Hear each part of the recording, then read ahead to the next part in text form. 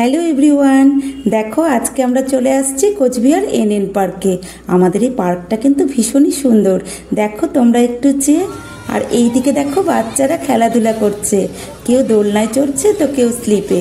আমার মেয়ে যখন ছোট ছিল তখন তো আমরা মাথা ভাঙায় থাকতাম, অত দূরের থেকে তবুও আমরা মাঝে মাঝে এই পার্কে চলে আসতাম।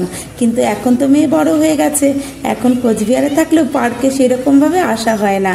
ওই বাড়িতে গেস্ট এসছে তাই তাদের বাচ্চা নিয়ে এলাম অনেক দিন পরে পার্কে। কোচবিহার যেন তো প্রত্যেকটা জায়গায় সুন্দর, কিন্তু সব থেকে সুন্দর লাগে আমার কাছে এই পার্কটা। চারিদিকটা দেখো কত সবুজে সবুজ, কি সুন্দর। কোচবিহার তো রাজার শহর, তাই প্রত্যেকটা জায়গায় খুব প্ল্যান মাফিক তৈরি করা, সেই জন্যই তো কোচবিহার এত সুন্দর। এখানে কিন্তু খেলনা গাড়িও আছে, এই দেখো খেলনা গাড়িতে বাচ্চারা কীরকম খেলাধুলা করছে। তাদের এখানে আসতে ভালোই লাগে আর আমাদেরও একটু সময় কেটে যায়, সেই জন্যই তো আমরা বিকেলবেলা চলে আসি। এইবার আসছি আমি বোটিং করতে।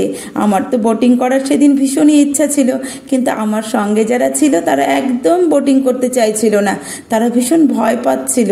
তারা বলছে না বোটিং করব না। কি আর করা যাবে, অনেক রিকোয়েস্ট করার পরেও তারা যখন বোটিং করলো না, আমাকে তখন ফিরে আসতে হলো। আমার আর সেদিন বোটিং করা হলো না, জানো তো, মনটা ভীষণ খারাপই হয়ে গেল।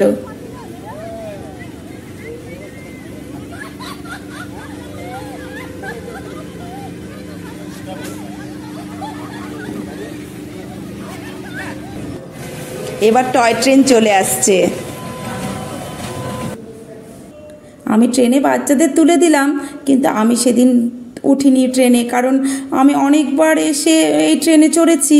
আর আমি যদি ট্রেনে চড়ি তাহলে ভিডিওটা কে করবে, সেই জন্য আমি আর ট্রেনেও চড়লাম না। এই পার্কে জানো তো আর একটা জিনিস খুব সুন্দর হয়, সেই যেটা হচ্ছে ছেলেমেয়েরা তাদের গার্লফ্রেন্ড বয়ফ্রেন্ড নিয়ে বিকেলবেলা এসে একটু নিজেদের মতো করে সময় কাটায়। বাড়ির লোক তো এখানে দেখতে পায় না, তাই তারা এই পার্কে চলে আসে। এই দেখো এবার আমাদের সিটি পড়ে গেছে, আমাদের বাইরে যেতে হবে। তা আমাদের এই পার্কটা কেমন লাগলো তোমরা একটু কমেন্ট করে জানিও।